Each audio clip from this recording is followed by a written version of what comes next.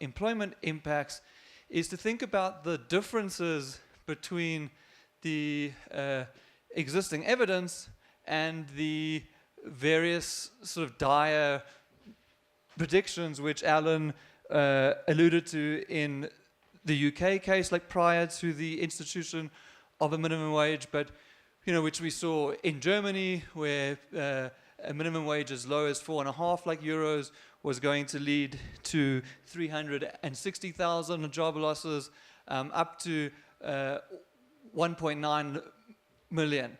The figure of €8 to 50, and we'll hear more on this later, there was a prediction it would lead to 900,000 job losses.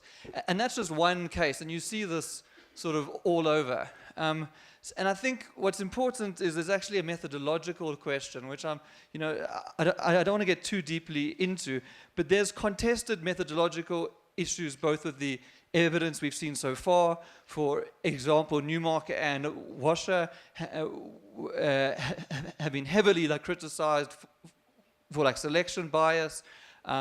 Interestingly, the elasticities out of some of the meta-analyses are lower than some of what we've seen here. And so there's both methodological issues with regards to the existing evidence. There's also this commonsensical notion that if you increase costs, you'll have a negative impact on employment, and that it is costs which dominate. The third issue is the type of statistical modeling which is done, and we see this in South Africa too. The Treasury modeling, which came out in some newspaper articles last year, for an instance, the lowest minimum wage scenario there is 1,258. I think it was 58.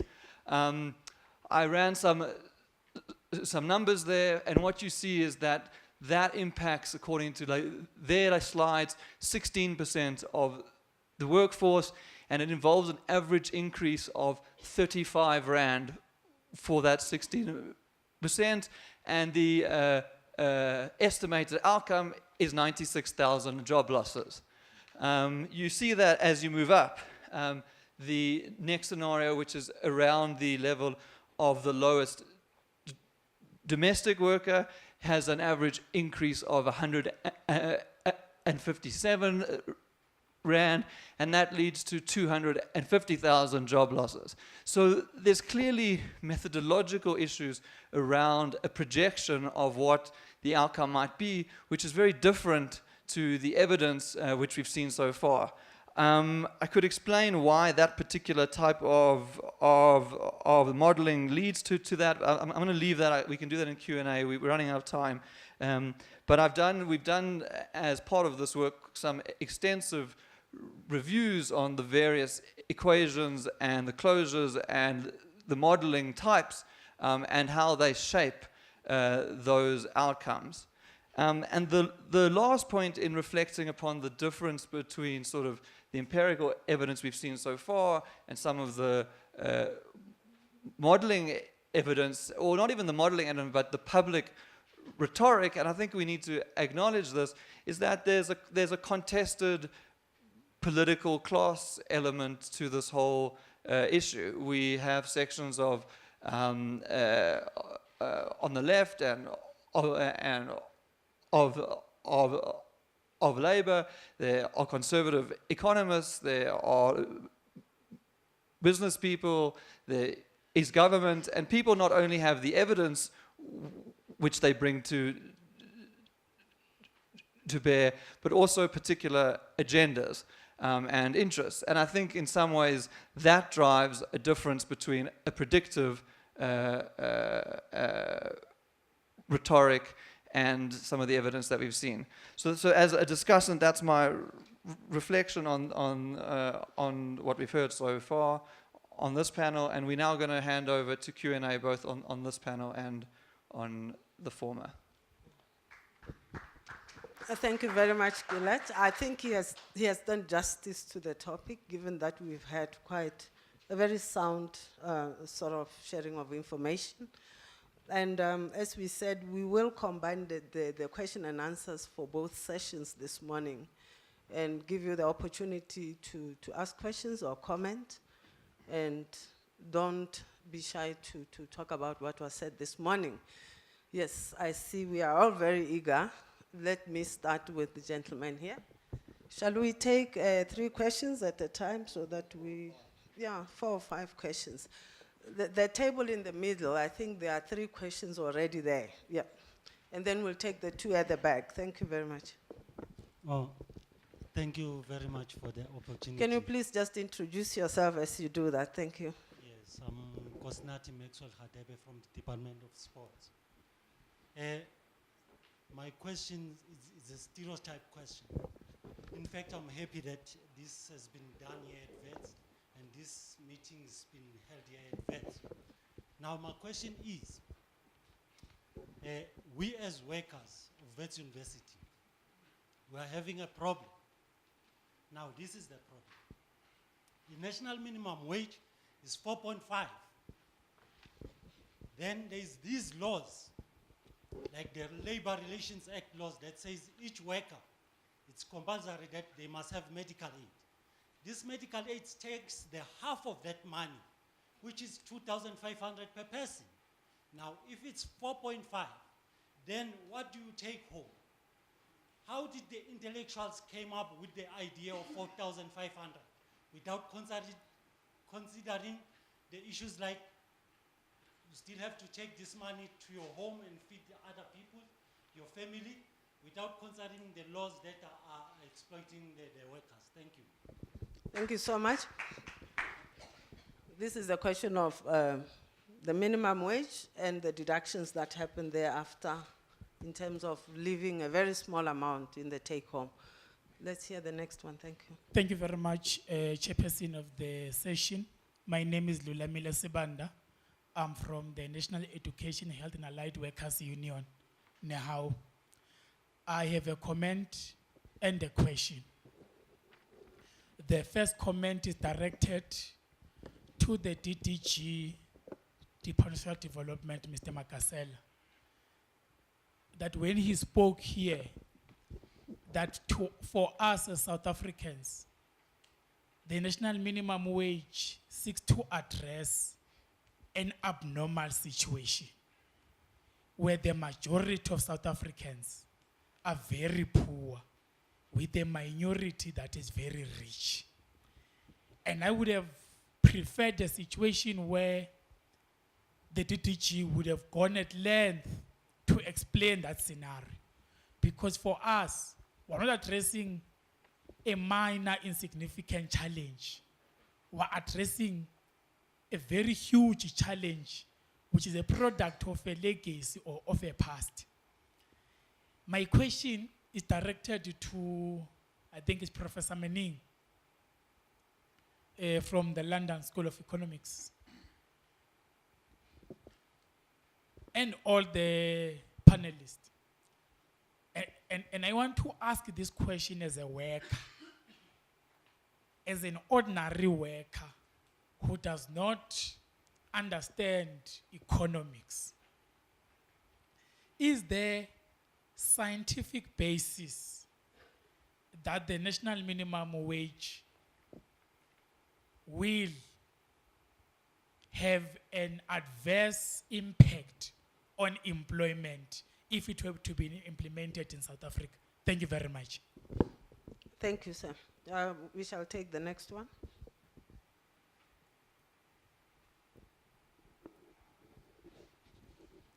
Thanks, colleagues. Thanks, panelists.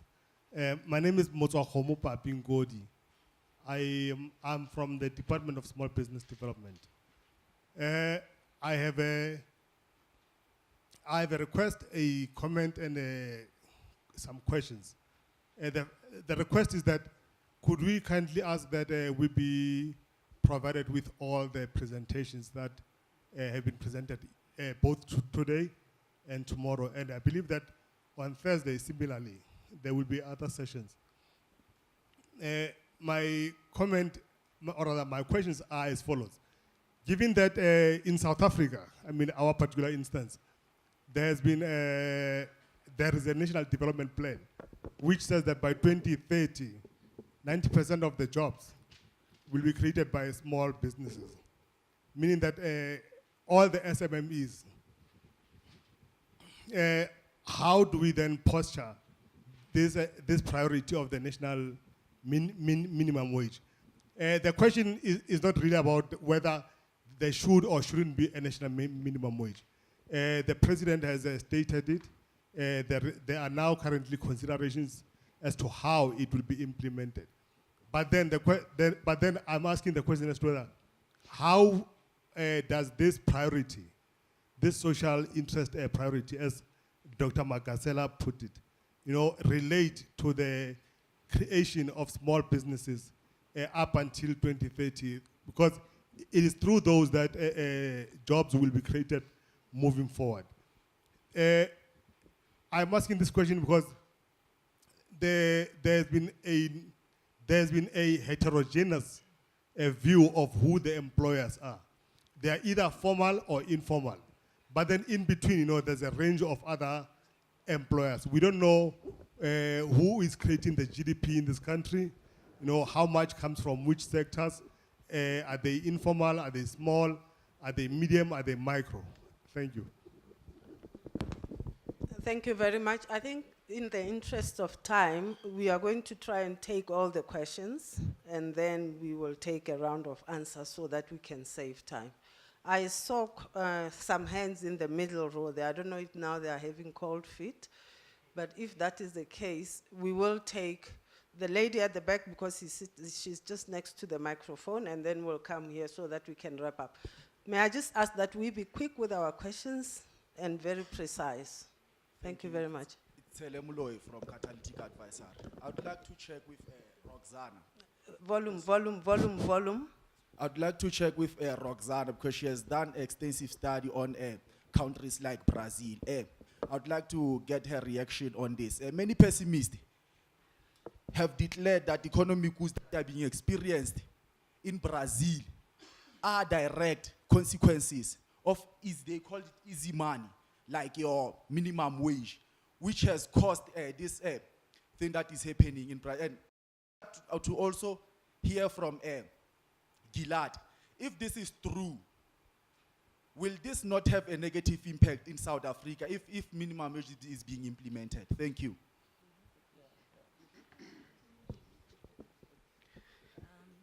Anyway, I think we are still trying to clarify on the question.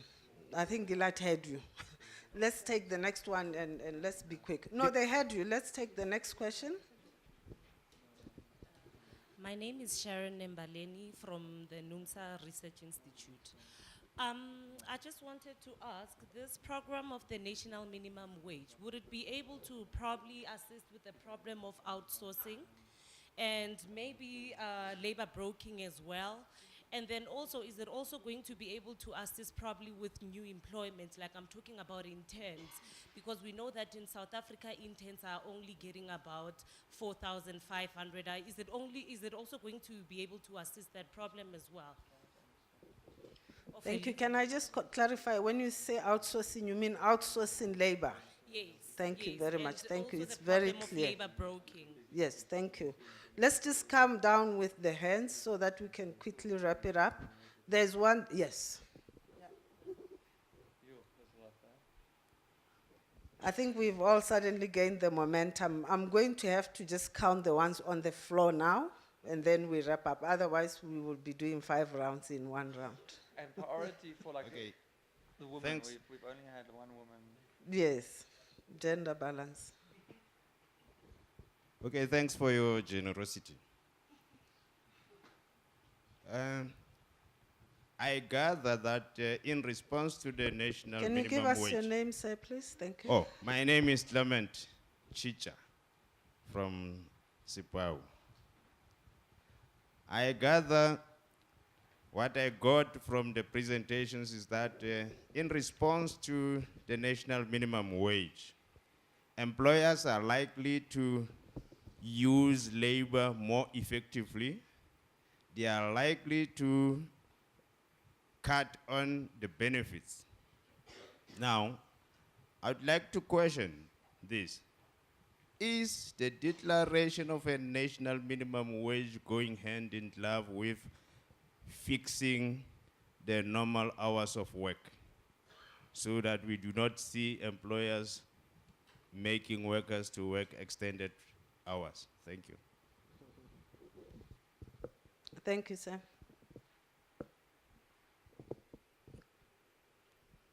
Hi, my name's Hannah Dawson. My question, it's kind of been covered in these last two, but I'm just going to emphasize a little bit more. I'd be interested to hear on the impact of the national minimum wage, given the nature of where jobs are currently being created in the economy. So in light of the decrease in manufacturing and mining and the increase in retail, wholesale, business and financial services. And as has already been said, what the impact of a national minimum wage means in relation to the increase in contract and temporary work. I think that's increasingly the type of work that's being created in the economy. And then secondly is also what's been alluded to is the different impact on both in terms of gender and age. And so when young people make up a significant proportion of those who are unemployed, I'd be interested for some comments on what that might look like. And also in light of a recent study that was done by the HSRC for the Department of Labor, which shows the deep reluctance and even the rejection of certain forms of low-paid work in the types of sectors we've been talking about from young people. So just a comment on that would be great. Thanks.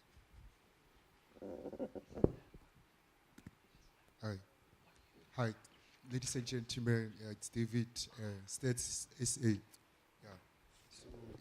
My question is directed to the DG of the social development. So, considering that we were held ransom by the TRC after Nelson Mandela was announced to be released from prison. The TRC, which would be the Tax Return Commission, hence we understand that the government is currently considering the amendments of the tax. So we would like to understand that the minimum wage as well will have the impact in that regard of considering the tax amendments. And then, tying to the follow-up question, the age issue, because we hear that recently in the United States, the Michigan, the under-20s were also considered to be assigned 85% below average of that percentage of the minimum wage. So even that, so we should be denying the cliched demands of the current workers of the 12.5 and the 10,000 of the cleaners as well. Thank you very much. Thank you. There's a hand here. Then we can wrap up, honestly. It's just, there's a hand here. Just here, a tireless hand. Good afternoon, everyone. Thanks for a great session. My name is Sungula Nkabinde from MoneyWeb. And I have questions. I mean, this whole session seems to be one very much geared towards the positive impacts of a national minimum wage. But what I didn't hear much mentioned was, given the economic, the global environment that the world finds itself in and the cycle that we're currently in, that doesn't seem to have been included in much of the research because it goes back much further when the global environment might have been more favorable, I think. So can somebody comment on that? And then secondly, I think it was Roxana who said the impact on employment is worse when the majority are closer to the national minimum wage, meaning the low-paid workers make the majority of the labor force, which I suspect is the kind of the situation that we have in South Africa. So is that accurate to think that South Africa will be more sensitive based on that comment? And then lastly, for Benjamin, I think I just wanted to know, you spoke briefly about a couple of studies about the sectoral denominations, but what is the overall, outcome? Because it seemed to be inconclusive about whether those sectoral denominations have been positive or negative. So can you give an opinion on that? Thank you so much. Thank you so much. Ladies and gentlemen, please bear with me. We are running very, very late, and I think everybody wants to go and eat. I'm just going, because you are holding the mic, you are making my life so difficult. I'm going to give you half a minute to just pop in your questions so that we can wrap up. Thank you. Thank you. My name is Tim Nkosi Khawula. I'm coming from the EFF. First and foremost, I must say that we support the national minimum wage because our view is that it will stimulate the economy and also it is a tool to close inequalities in the society. But also we are aware that South Africa inherently, it is still dominated by the colonial economic structure, which is basically an apartheid economic structure. And whilst we share a view that a minimum wage can go a long way, but also believe that the entire economic structure of South Africa needs to be overhauled in order to give expression to a proper minimum wage. And I want to check from your panelists, because from all the presenters, I could not find any country that you made reference that is similar to South African situation given the historical context of South Africa of colonial structure. Because my belief is that the national minimum wage cannot be viewed in isolation with the colonial structure of a particular country. So if you're, because one thing is that South Africa colonial structure, it is still dominated by multinational companies. We don't have our homegrown economy. We still have an economy that is linked outside South Africa. And that's what makes the inequalities very vast. Whilst we support minimum wage, but we share a view that we are compromised in terms of the colonial structure of the economy that we've inherited. Thank you. Thank you so much, Tim. Thank you very much. Going back to the panelists, we have a very difficult situation here, 10 questions. What I'm going to do is I'm going to reserve the last word for the DDG. So, there were specific questions to you, I think 2 of them. So you will speak last because of seniority also. But we'll take a round and I'll give each panelist 1 minute. It will be very difficult to try and single out every question, but I've noted some and we'll make sure that we at least do justice to the questions. So I'm going to start that side with you, Lottie. Okay, I'll just take the question that was directed at me. So from the studies that have been done on particular sectors, there have been negative impacts in agriculture of the introduction of national minimum, of a sectoral minimum wage on employment, but a positive impact on wages in that sector, obviously. And the other studies on the retail sector, the taxi industry, domestic work. I don't know if there anyone, maybe one more, but those don't find any negative impacts on employment. So that's just looking at the sectoral determinations. So, yeah. Yeah, I'll try to respond to the first question that came up because that's much more a mechanism thing about how the 4.5 was being set up. Actually, fixing the minimum wage, I think to some extent Ben did allude to in his presentation, was you have different kinds of mechanisms of setting up the minimum wage. You can have it either set up by the government, which has its own commission. It can be done tripartite with employers, workers, and the government getting together on a table and having a discussion. And if it is sectoral, it is the sector that comes in. Or it could be an independent body of experts who actually go about fixing the minimum wages. What happens is you're just setting up the basic pay, and then you add whatever you want to add, whether it's a bonus or overpay or whatsoever. But when you get down to fixing the minimum wage, it's a basic pay that is actually fixed. Okay, thank you. Regarding the first question about the currently situation in Brazil and the relationship between the situation in these countries and the behavior of the minimum wage, I should say that in fact that the current situation in this country is more complex than more difficult than in the previous years, not only associated with economic problem, but also with political problem, corruption, etc. But it is interesting to remark that even in this context, the national government has decided to continue with these policies or permanent increasing in the minimum wage, and not just in the case of Brazil, specifically in this crisis, but also in Latin America and during the 2009 associated with the impact of international crisis. It is interesting to note that, in fact, minimum wage was a stimulus and a support for, especially for poor workers. So I think that it is interesting to note this point, and it's not possible to say that the current crisis in Brazil is as a consequence of the previous policy regarding the minimum wage.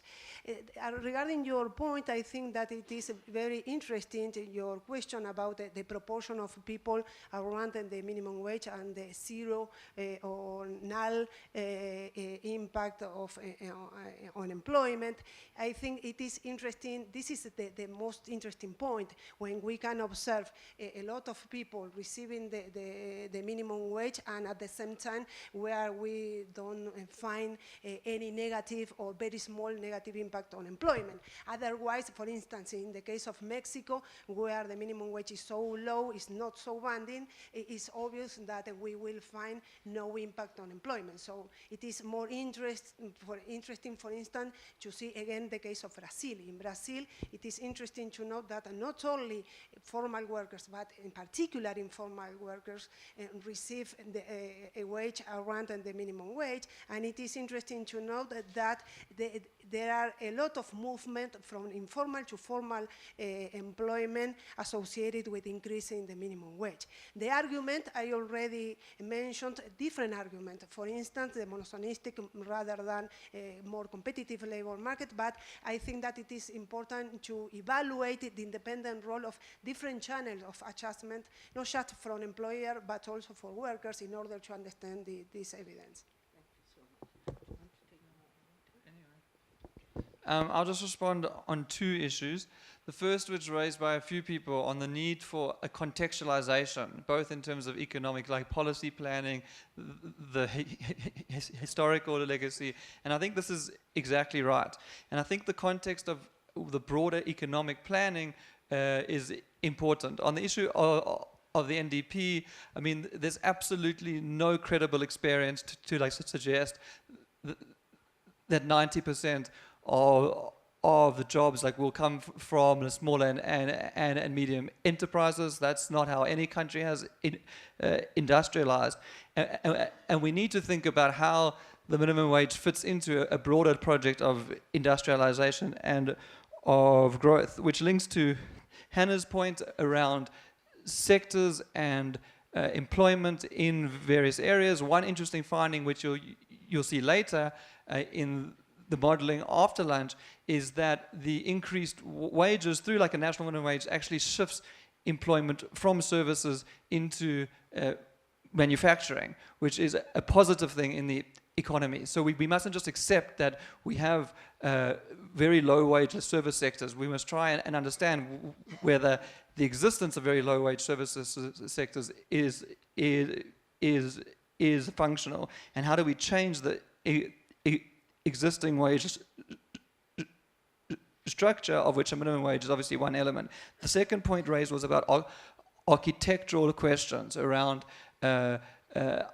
benefits eating into like a minimum wage,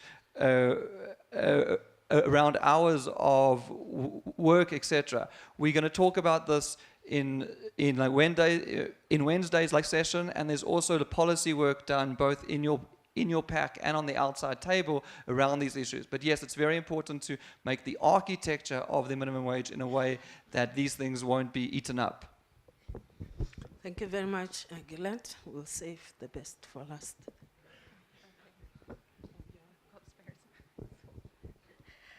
Okay, thank you for those questions. I'm going to attempt to combine two and answer two others. I think it's important to note that a minimum wage is not a single lever you just switch on and suddenly miraculous things happen. It's part of a package of how to implement long-run structural change in an economy that has rightly been pointed out is flawed in terms of the historical build-up, but also in terms of the external pressures, in particular from foreign-owned businesses. One of the most important ways in which to do that is to shift focus onto how to boost demand. We're so worried about creating unemployment that we've forgotten that actually the point is to create employment, to create growth in the economy. How to do this is to create demand. Consumer-led demand with wage increases is one way. Increased demand between businesses for their output is another way. These are all, if you like, linkages that can come out of an introduction or an increase in minimum wage.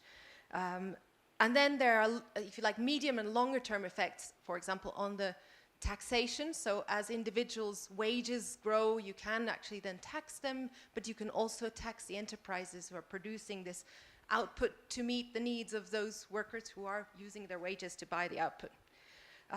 But as I say, it's only part of a package. Other policies are very important as well. I'm going to mention two.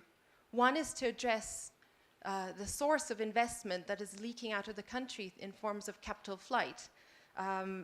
South Africa has successfully implemented a BE to establish quotas for employment. Why not establish something similar in terms of capturing some of that profit that's leaving the country, in particular from the extractive industries, mining industries. And the second potential lever, and these are long run or medium run levers that depend on increases in taxation and in consumption, increases in demand, would be government procurement. And this then goes to the question of how do you support small businesses, especially as there is job creation in small businesses. Government procurement or targeting some of this increased tax revenue towards these businesses is one way. Why not also target to put a focus on apprenticeships for young workers or focus on female-led small businesses? These are just examples, but it gives you an idea of how the economy is linked if you think about it in a growth strategy rather than let's avoid doing anything because we fear adverse effects. Final point I want to make is that we're talking about a national minimum wage, and there's a question about global economic climate and how, I'm assuming this is about why exports are not growing and not pulling the economy. If we take some of the impressive growth stories like China, a lot of that has been domestic demand. And then we haven't said anything about the elephant in the room, which is regional, so the region of sub-Saharan Africa or SADC. The neighbors of South Africa provide labor, but are also a source of demand for South Africa's produce. I'll say the example of poultry, because that's prominent South African export, if you like, to the region. Okay, I'll just sort of briefly respond a bit to the one question that mentioned my name. So there's a gentleman who asked about the evidence that minimum wages might be harmful in South Africa, I think specifically. Now, I think my impression is that, I mean, you can ask the question, minimum wage, no minimum wage. I get the impression that South Africa is pretty close to having decided that on the grounds of you are going to have a national minimum wage. And then the question really just becomes, and this is an oversimplification, but the most important question is, what level is that minimum wage? And I think Ben's sort of summarised the existing studies on the impacts of the sectoral minima. I think other people summarise sort of international evidence.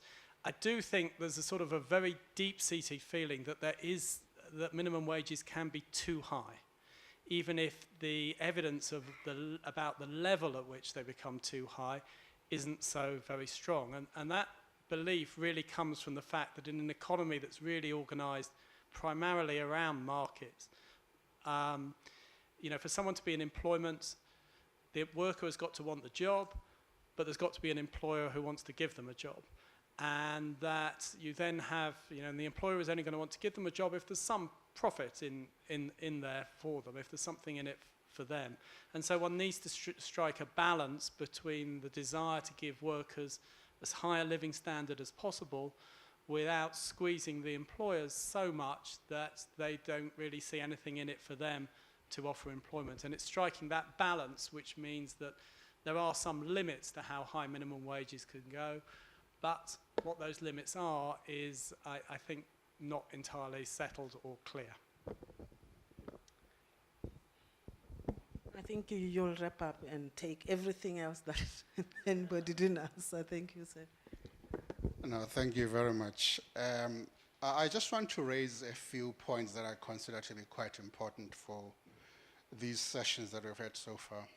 I think the first important point to raise is that the initiative on a national minimum wage, the aim is not to destroy industry. I think we need to be categorical and quite clear about this. The proposals that are coming along with the national minimum wage are not really to wreak havoc in South Africa's industries. Now, I come from a government that has clearly articulated what its policy objectives need to address, i.e. unemployment, poverty, and inequality. And I come from a department that is really trying its utmost best to address the problem of poverty. However, some of the work that I'm spearheading within the department is that we have to move into the arena of issues of employment, of issues of low wages that have a direct consequence for households that are living in poverty.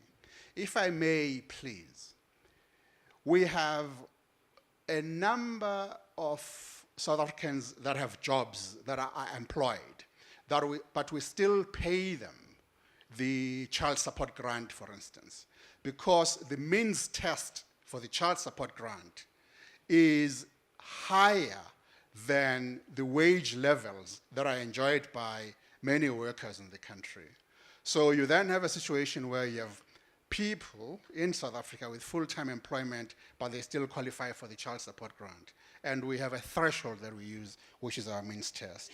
Now, I do think that as a country, when you look at income distribution in South Africa, the community survey that was conducted by Statistics South Africa in 2007 is actually a very good point to start. The lowest 5 deciles command less than 10% of total national income. The lowest 10 deciles, less than 10%.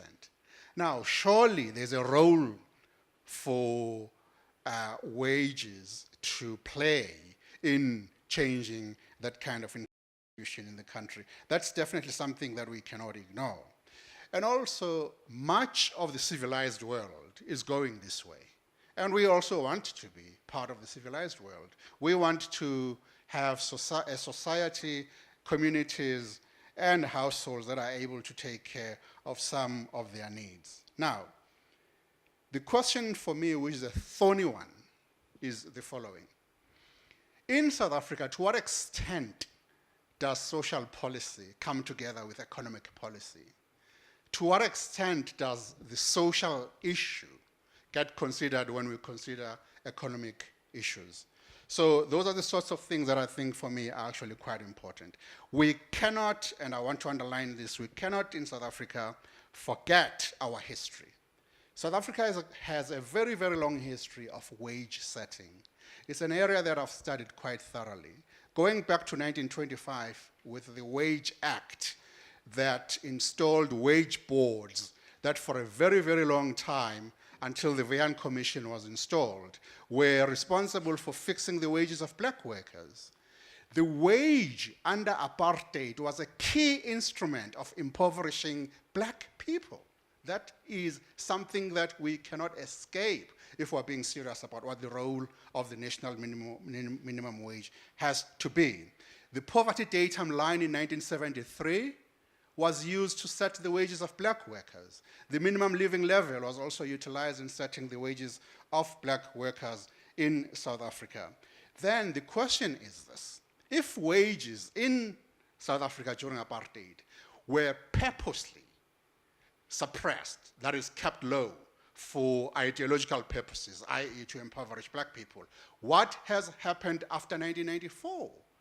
Are we saying that these wages have then suddenly jumped into levels that are commensurate with what workers put in as an effort? So that becomes quite a key question. Colleagues, if I may, please, we live in a country where there are still many children that suffer from malnutrition, stunted growth, and other many kinds of manifestations of the most dire of circumstances.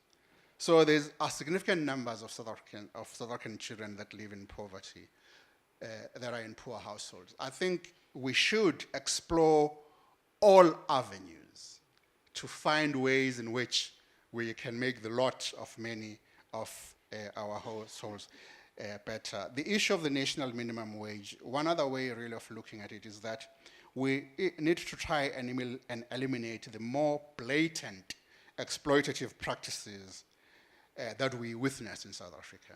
For instance, there are workers that come from Lesotho that are employed as bricklayers. They'll be paid 50 Rand a day for having to lay a minimum X number of bricks per day. They are professional, they are qualified, but indeed you find many levels of this super exploitation that is there. And they are responsible for building many of the malls that you see mushrooming all over in South Africa.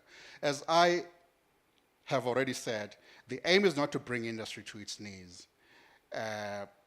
The issue of addressing poverty cannot be the role of government only. Surely we do need the private sector to come into the room and play its role as well. Thank you. I'm just going to make some announcements after you. Amen. We don't want to cripple industry. We don't want to cripple enterprises. I think we've given it our best shot, given the circumstances. If there are still any lingering questions or things that you believe could have been addressed by the panelists, I think we have a chance over lunchtime. If you can catch up one of them, they will be happy to talk to you. But let's take this moment to thank everybody, especially the panelists here who have done a fantastic job. And thank you very much, Gillard, for allowing us extra time.